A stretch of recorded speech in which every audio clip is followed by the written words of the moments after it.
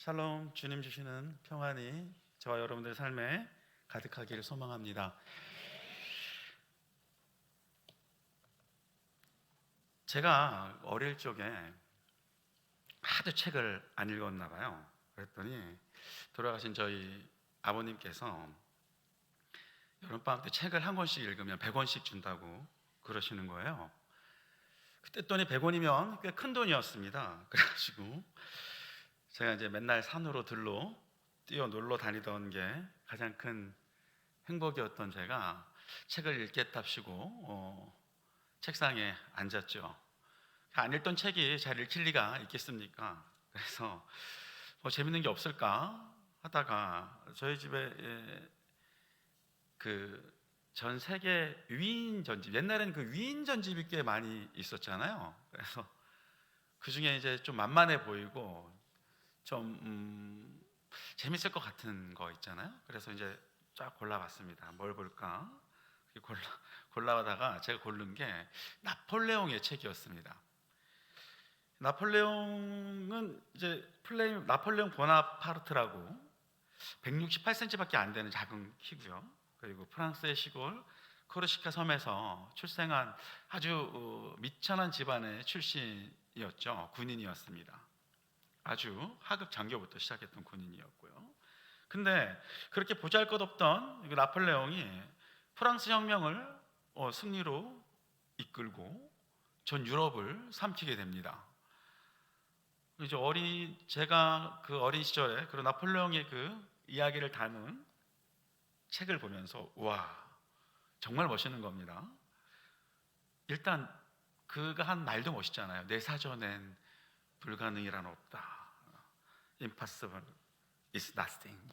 멋있잖아요, 그렇죠? 네. 그래서 저도 이제 커서 열심히 하면 저렇게 나폴레옹처럼 될 수 있겠지? 내가 오늘부터 맘먹고 열심히 책을 보리라. 그리고 이제 책을 열심히 봤을까요? 그리고 나폴레옹처럼 됐을까요, 제가? 안 됐으니까 여기겠죠. 근데 이제 성인이 돼서 나폴레옹에 대한 평이 그냥 단순히 제가 어렸을 때 봤던 그런 그 위인전에 있는 평만 있는 건 아니더라고요. 그 많은 유럽에 있는 사람들은 나폴레옹에 대한 평가가 크게 완전히 극과 극을 나누게 되는 걸 봤습니다. 어떤 사람들은 나폴레옹을 독재자, 전쟁광 등으로 표현하기도 하고, 또 어떤 사람은 프랑스의 절대 권력이었던 루이 16세의 권력을 무너뜨린 프랑스 혁명의 주동자라고 높이기도 합니다. 우리가 잘 알고 있는 철학의 가장 큰 대부 중에 하나죠. 헤겔은 나폴레옹을 보고 걸어다니는 절대 정신이라고까지 극찬을 했습니다. 여러분도 잘 아시다시피 베토벤은 나폴레옹을 위해 영웅이라는 교향곡도 지어주었죠. 근데 또 한편으로는 독재자, 또 전쟁광 이런 평가도 받는 것입니다. 제가 프랑스에 여행을 갔을 적에 친구들이랑 나폴레옹 얘기를 나눠봤는데요. 프랑스 사람이잖아요, 나폴레옹이. 근데도 나폴레옹을 아주 위대한 영웅으로 보는 사람이 있는가 반면 또 어떤 사람들은 나폴레옹을 극히 혐오하고 싫어하는 사람들을 봤습니다. 뭐 정말 그가 어떤 삶을 살았는지 또 보는 사람마다 다 다르게 평가를 할 수 있겠지만 확실히 평범한 사람이 아닌 것은 확실합니다. 근데 이제 이런 나폴레옹에 대해서 얘기를 서로 나누는 중에 곰곰이 생각을 한번 해봤습니다. 나폴레옹이 어쨌거나 우리 삶의 역사를 이렇게 바꾸었는데 우리 삶을 살다 보면 영웅들이 되게 많이 있잖아요. 알렉산더도 있고 시저도 있고, 지금 제가 말씀드리는 건 그 어렸을 적에 읽었던 책들 중에 나오는 사람들의 이름입니다. 아무튼 영웅들이 세상을 이끌어가는 것 같습니다. 근데 나이를 먹다 보니까 사람들이 다 평가가 다르고 순간 드는 생각은 무엇이었냐면 정말로 영웅들이 세상을 이끌어 나가는 걸까? 그럼 실제로 이 땅에 살고 있는 우리 같은 소시민들은 이 영웅들에게 있어 질질 끌려다니는 아무 의미 없는 삶을 사는 것일까? 이런 의문이 들었습니다. 세상은 영웅을 말하고 영웅을 필요로 하고 영웅을 칭송하지만 어쩌면 이렇게 오늘을 살고 있는 우리 같은 평범한 사람이 역사를 이끌고 가는 건 아닐까? 우리는 역사 속에서 어떤 존재일까? 이런 생각들을 해보았습니다. 오늘 본문에도 등장하는 이 레갑 족속도 보면 정말 우리와 같은 그렇게 평범하고 어쩌면 우리보다 더 낮은 삶을 살았던, 정말 가난하고 비루한 삶을 살았던 족속입니다. 근데 이 본격적으로 이 레갑 족속에 대해서 오늘 여러분들과 함께 말씀을 나누기 전에 이 레갑 족속이 등장하는 예레미야서의 그 예레미야가 살던 그 시대의 시대 상황을 잘 간략하게 여러분들과 함께 먼저 얘기를 나누고 레갑 족속에 대한 얘기를 해보고자 합니다. 예레미야가 살던 그 시절은 북이스라엘이 망하고 아수르에게, 그리고 이제 유다가 바벨론으로부터 끊임없이 침략 위협 속에 있는 그런 상황이었습니다. 당시에는 이스라엘을 중간에 두고 큰 세 개의 세력들이 이스라엘을 호시탐탐 노리고 있었습니다. 왜냐하면 첫 번째 애굽은 그 북아프리카에서 중동으로 진출하기 위해서는 반드시 이스라엘 유다 땅을 지나가야 하는 거였고, 또 아수르, 지금의 터키 동쪽에 있는 아수르는 남쪽으로 남하하기 위해선 반드시 이스라엘을 지나야 했습니다. 또 신흥 바벨론 역시 자기의 세력권을 넓히기 위해선 반드시 이스라엘을 지나야 되는 그 이스라엘 땅이 굉장히 전략적으로 요충지였죠. 그러다 보니까 이 큰 새 맹수 같은 나라들 틈바구니에 끼어서 이스라엘은 이러지도 못하고 저러지도 못하고 아주 곤란한 위치에 서 있는 상황이었습니다. 마치 우리나라가 개화기 시절에 일본, 청나라, 러시아 이런 나라들 사이에 껴가지고 이러지도 못하고 저러지도 못하는 그런 상황과 마찬가지 상황이었죠. 당시 유다 이스라엘 나라는 정말 풍전등화 같은 그런 상황이었습니다. 이런 상황에서 예레미야는 이스라엘에게 얘기합니다. 다른 세력에게 의지하지 말고 우리가 지금 서 있는 우리의 위치를 바라보고 하나님께 회개하라 라고 얘기합니다. 근데 당시에 그 유다를 다스리던 왕은 여호와 김이라는 유다의 왕이었는데요, 그는 그의 아버지 요시아나 그의 할아버지 히스기야처럼 하나님을 신실히 섬기는 왕은 아니었습니다. 그는 어쨌거나 이런 위기의 상황 속에서 이스라엘을 한번 구해보겠다는 생각을, 우리 유대민족을 한번 구해보겠다는 인간적인 생각을 했는 듯 합니다. 애굽에 붙을까? 아수르에 붙을까? 바벨론에 붙을까? 이런 끊임없는 고백들을 고민들을 하고 있었던 것이죠. 내가 어떻게 하면 영적으로 이 이스라엘을 구할 수 있을까? 이런 생각들을 했던 것 같습니다. 그래서 그는 하나님이 아닌 애굽에 붙기로 마음을 먹었습니다. 그리고는 회개를 촉구하는 하나님의 선지자들을 무참히 죽였으며 하나님의 말씀을 기록한 두루마리를 불태우기까지 한 인물입니다. 어쨌거나 자기가 여기서 잘만 선택하면 나라를 구한 그런 위대한 왕이 될 수 있다고 생각을 한 듯합니다. 그런 상황 속에 예레미야가 있었고요, 그런 상황 속에서 예레미야가 회개하라고 외치고 다녔던 거죠. 그런데 예레미야가 이렇게 막 회개하라, 하나님께로 돌아와야 한다라고 유대민족들에게 얘기하고 다닐 적에 이런 절제절명의 순간에 하나님께서 갑자기 예레미야 선지자에게 너 레갑 자손에게 가, 이렇게 얘기를 하는 겁니다. 사실 이름도 생소한 레갑 자손 아닙니까? 그리고는 예레미야 35장 2절에 보면 뜬금없이 이렇게 말씀하십니다. 35장 2절입니다. 자, 다 같이 한번 읽어보겠습니다. 시작. 너는 레갑 사람들의 집에 가서 그들에게 말하고 그들을 여호와의 집 한 방으로 데려다가 포도주를 마시게 하라 하시니라. 아니, 이 중요한 순간에 레갑 자손 집으로 가서 뜬금없이 포도주를 마시라고 라는 명령을 내리시는 겁니다. 선뜻 이해가 잘 가지 않죠. 그랬더니 이제 실제로 예레미야가 갑니다. 그래서 하나님 말씀하신 대로 포도주를 먹으라고 얘기를 해요. 그러자 이 레갑 족속이 다음과 같이 말합니다. 예레미야 35장 5절부터 10절까지 말씀입니다. 이건 제가 읽어드리겠습니다. 내가 레갑 자손들의 후손들 앞에 포도주가 가득한 종지와 술잔을 놓고 마시라 권하매 그들이 이르되 우리는 포도주를 마시지 아니하겠노라. 레갑의 아들 우리 선조 요나답이 우리에게 명령하여 이르기를 너희와 너희 자손은 영원히 포도주를 마시지 말며 너희가 집도 짓지 말며 파종도 하지 말며 포도원을 소유하지도 말고 너희는 평생 동안 장막에 살아라.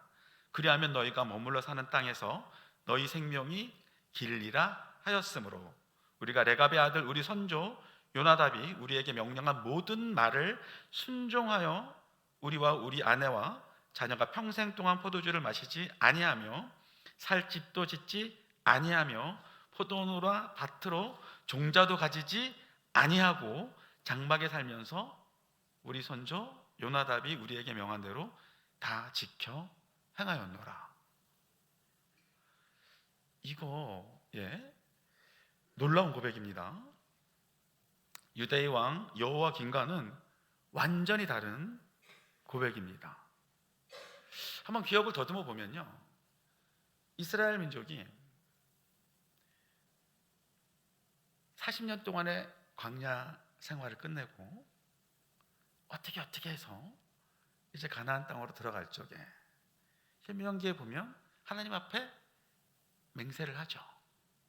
이제 우리가 하나님의 말씀을 따르고 그 말씀대로 살리라 라고 하나님 앞에 맹세를 하는 장면이 나옵니다. 하지만 그들이 가나안 땅으로 들어간 이후에 어떻게 했습니까? 끊임없이 하나님께 범죄합니다. 끊임없이 세상의 유혹에 넘어갑니다. 그리고 하나님께 벌을 받고 회개하고 다시 회복하고 벌을 받고 회개하고 회복하고 이런 짓을 끊임없이 반복합니다. 근데 오늘 이 레갑 족속은 조금 다른 고백을 하고 있는 것입니다. 여호와김은 그들의 선조인 다윗과 솔로몬, 히스기야와 요시야 왕의 하나님을 경외하라는 유언과 이스라엘과 유다 왕국의 역사에서 교훈을 얻지 못했지만 이 레갑 족속은 자신의 선조에게 유언을 듣고 행하며 자기의 삶 속에서 그것들을 실천해 나가고 있는 것이죠. 포도주를 마시지 않겠노라는 맹세와 집도 짓지 말고 파종도 하지 말며 포도원을 소유하지도 말고 장막에서 살라는 조금은 가혹해 보이는 이 명령을 대대로 지키고 살고 있는 것입니다. 그래서인지 이들의 삶은 매우 고달퍼 보입니다. 집도 절도 없이 끊임없이 떠도는 방랑자의 삶과 같아 보입니다. 사실 말이 좋아 방랑자지 집도 없죠. 가진 것도 없어요. 정말 거지 같은 인생을 살고 있는 것입니다. 정말 비루하기 짝이 없는 그런 삶을 살고 있습니다. 그런데 오늘 놀라운 일이 이들과 함께합니다. 열왕기하 24장 14절 말씀입니다. 자, 다 같이 한번 읽어보겠습니다. 시작.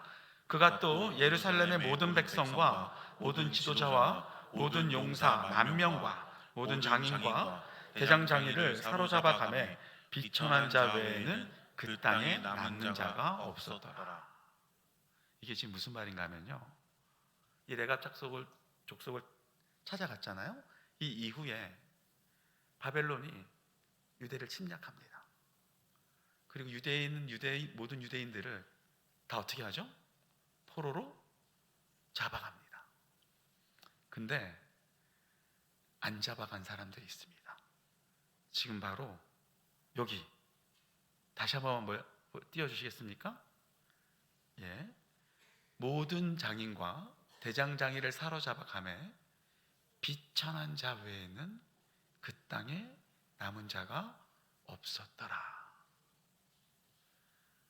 우리가 그렇게 비루해 보이던 삶을 살던 레갑 자손만 그 땅에 남고 다 포로로 잡혀갑니다. 제가 흥분했나 봅니다.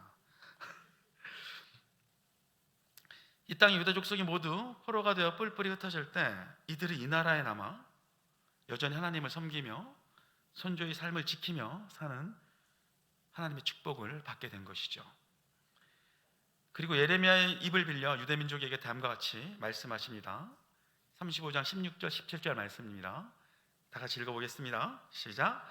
레갑의 아들 요나답의 자손은 그의 선조가 그들에게 명령한 그 명령을 지켜 행하나 그 백성은 내게 순종하지 아니하도다.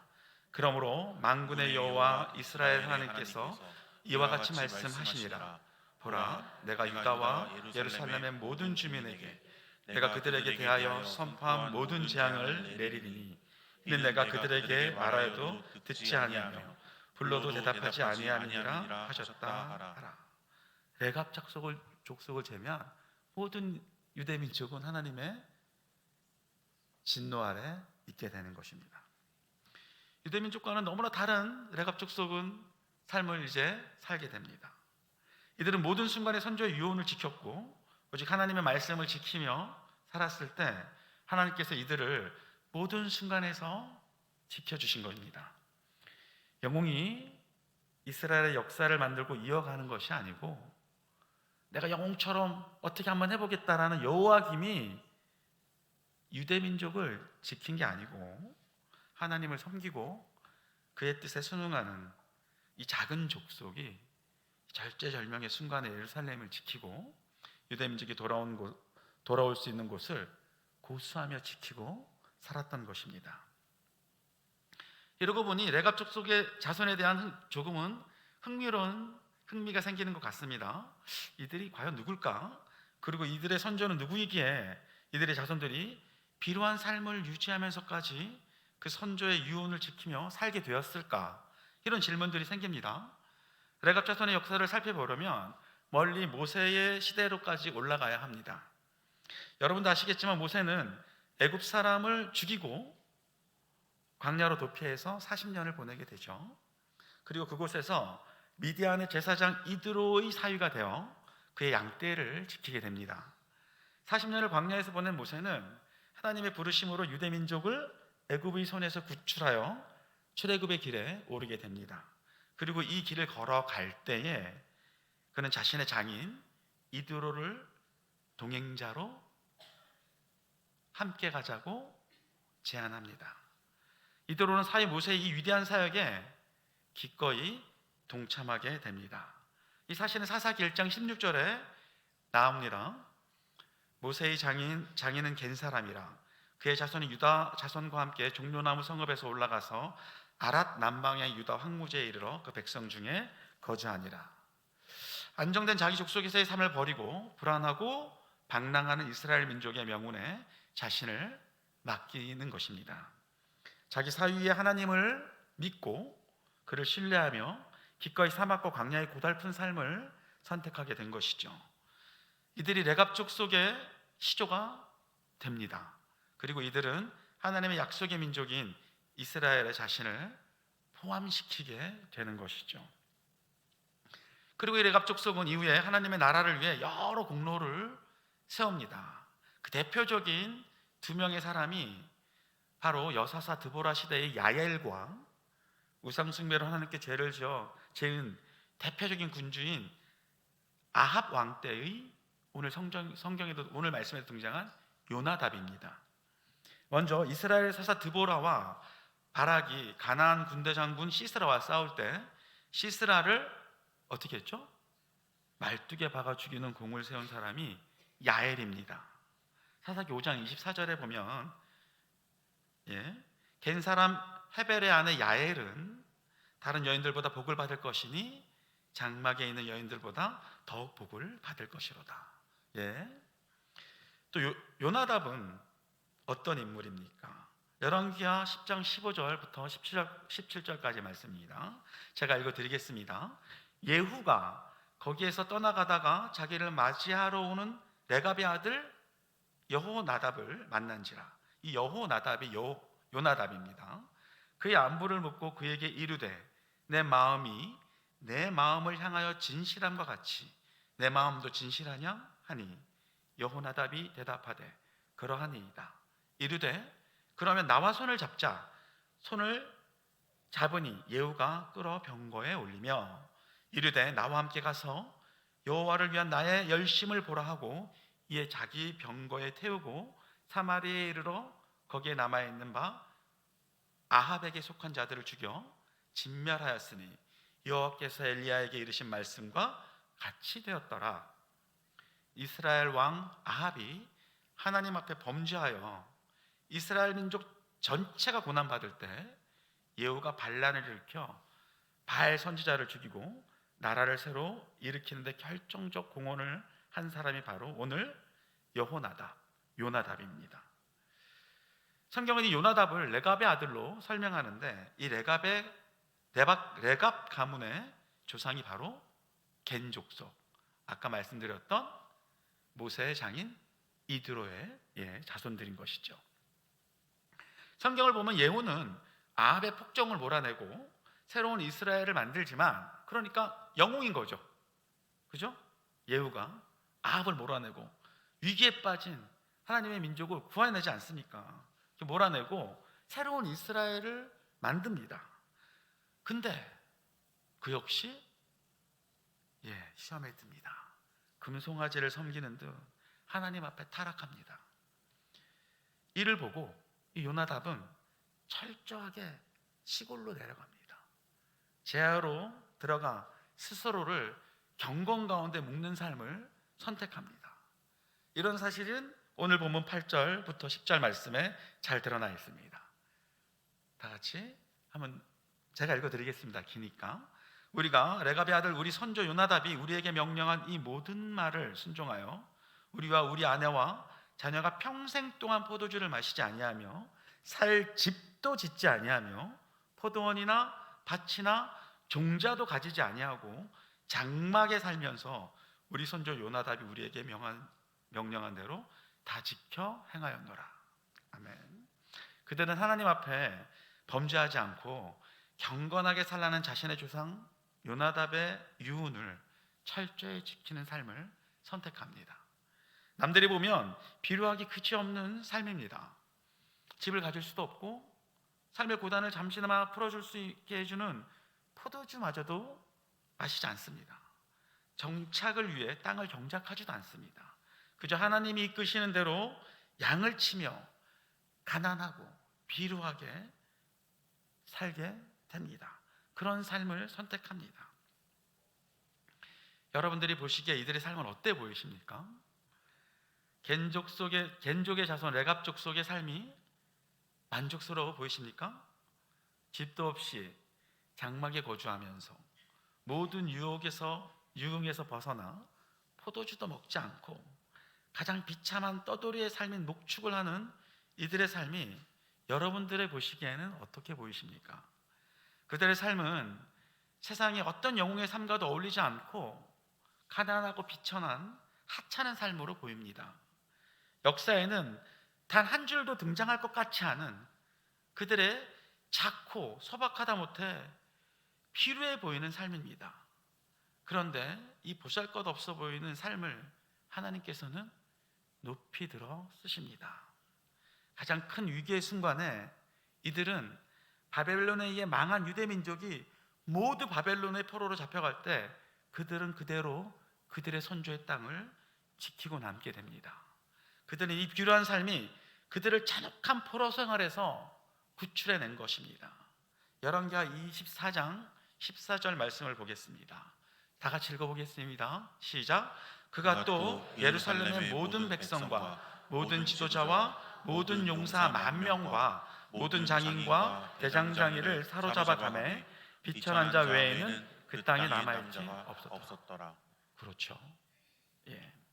그들이 그들의 선조 요나답의 유언을 지키며 하나님께 범죄하지 않았기에 그들만 오로지 이스라엘의 예루살렘의 땅에 남게 되는 하나님의 축복을 받게 된 것입니다. 비라고 하찮은 삶의 역전이 여기에서 일어나게 되는 것이죠. 하나님의 말씀이 여기서 바로 이루어지게 되는 것입니다. 예레미야 35장 18절 19절을 제가 읽어드리겠습니다. 예레미야가 레갑 사람의 가문에게 이르되 만군의 여호와 이스라엘의 하나님께서 이와 같이 말씀하시기를 너희가 너희 선조 요나답의 명령을 순종하여 그의 모든 규율을 지키며 그가 너희에게 명령한 것을 행하였도다. 그러므로 만군의 여호와 이스라엘의 하나님께서 이와 같이 말씀하시니라. 레갑의 아들 요나답에게서 내 앞에서 설 사람이 영원히 끊어지지 아니하리라 하시니라. 아멘. 이렇게 하나님께서는 하찮고 비루한 삶을 들어서 쓰시는 것입니다. 모든 유대 민족이 포로로 끌려갈 때 레갑 자손은 하나님을 향한 신실함으로 예루살렘을 지키게 됩니다. 그리고 그런 그들이 이스라엘의 본토에 예루살렘에 남아 있었기 때문에 오랜 포로 생활에서 돌아온 유대 민족이 그곳에 다시 하나님의 전을 세울 수 있게 됩니다. 돌아온 유대 민족이 돌무더기만 남아있는 그 성터에서 그들이 기억에 의존해 하나님의 성전을 건축할 때 하나님께서는 이 힘없고 가난하고 비루해 보이던 레갑 자손을 들어 쓰신 것입니다.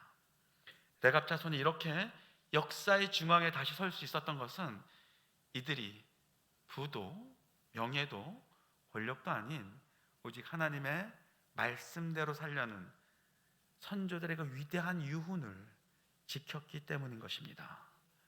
역사의 주인공은 영웅도 부귀도 권세도 아닌 바로 하나님을 향한 믿음을 지키라는 그 순수한 마음과 그 행함이라는 것을 보여주고 있는 것이죠. 우리의 삶은 무엇을 바라보고 달려가고 있습니까? 오늘 겐 족속의 자손 레갑 족속의 삶을 보면 어떤 삶을 떠올리십니까?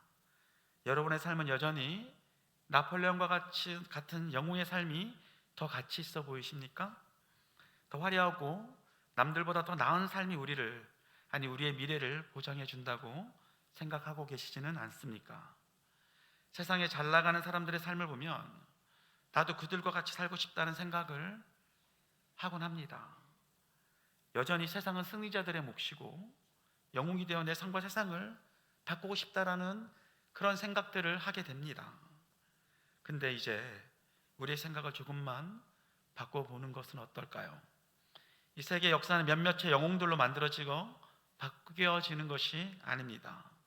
이 세계는 하나님의 계획과 섭리 아래 이끌려 나가는 것입니다.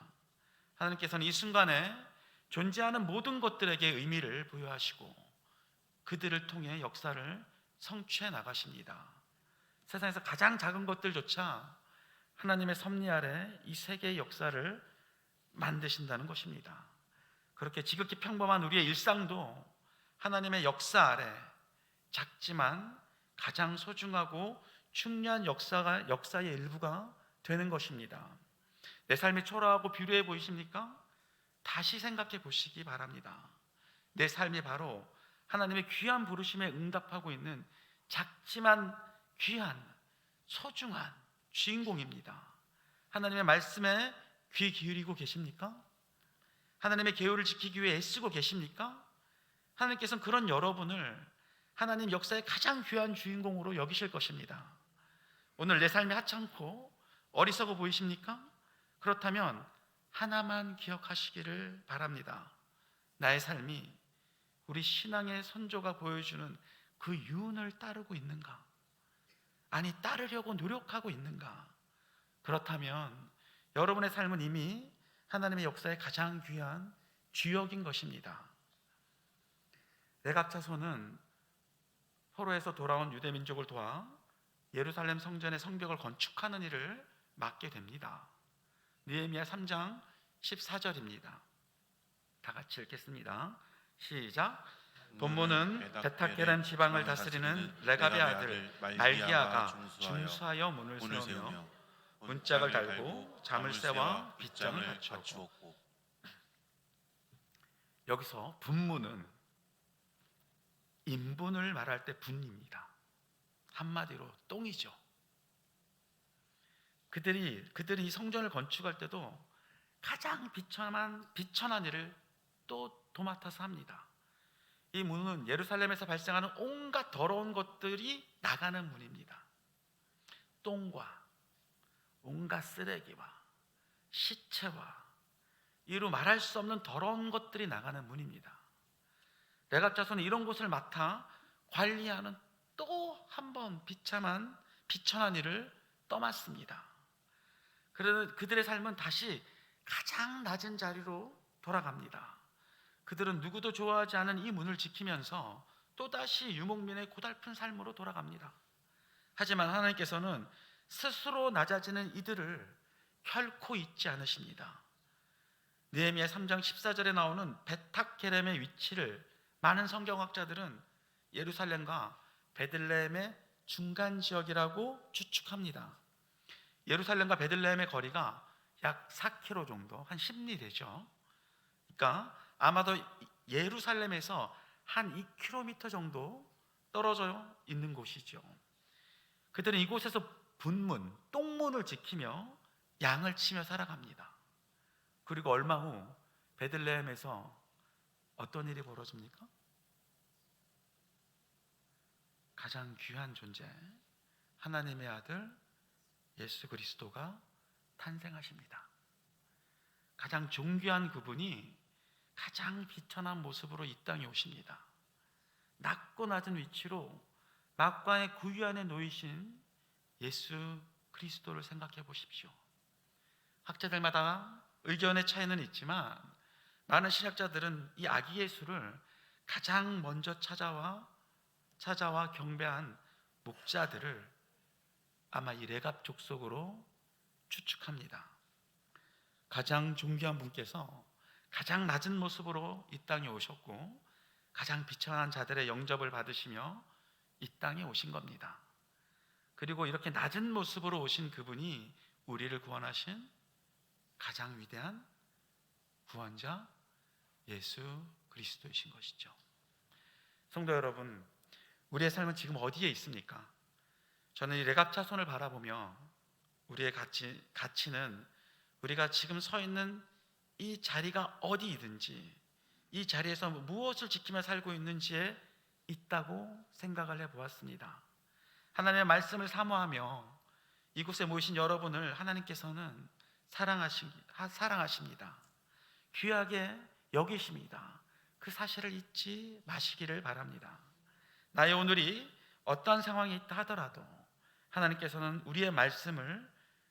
하나님께서는 하나님의 말씀을 사모하며 지키려는 여러분을 사랑하실 겁니다. 다 같이 기도하겠습니다.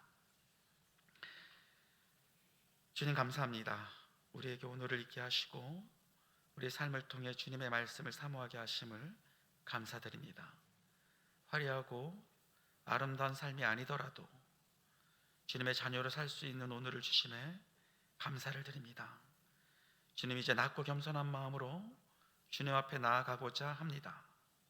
우리의 오늘이 어디에 있든지 주님을 향한 우리의 마음을 지키게 하여 주시옵고 우리의 모든 삶을 통해 주님의 영광이 드러나기를 소원합니다. 낮은 나를 귀하게 여기시는 주님의 깊은 섭리를 알고 하루하루를 귀하게 여기며 살아가는 저희들 될 수 있도록 인도하여 주시옵소서. 우리를 죄에서 구원하신 예수님의 이름으로 기도합니다. 아멘.